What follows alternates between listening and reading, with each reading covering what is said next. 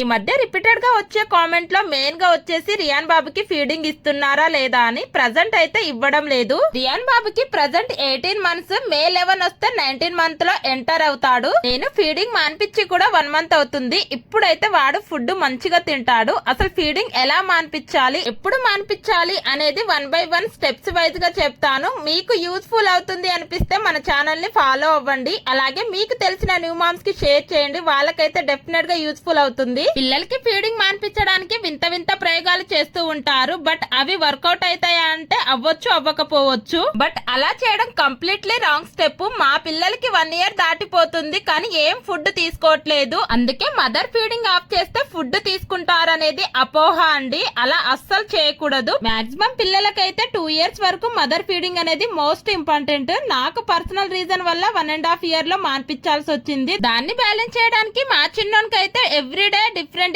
వేలో healthy food ఇస్తూ ఉంటాను. డేలో 1 time అయితే కంపల్సరీ రాగి జావా అయితే ఇస్తాను. ఫీడింగ్ మాన్పించడానికి నేను ఫాలో అయిన ఫస్ట్ స్టెప్ నెక్స్ట్ వీడియోలో షేర్ చేస్తాను. మన ఛానల్ ని ఫాలో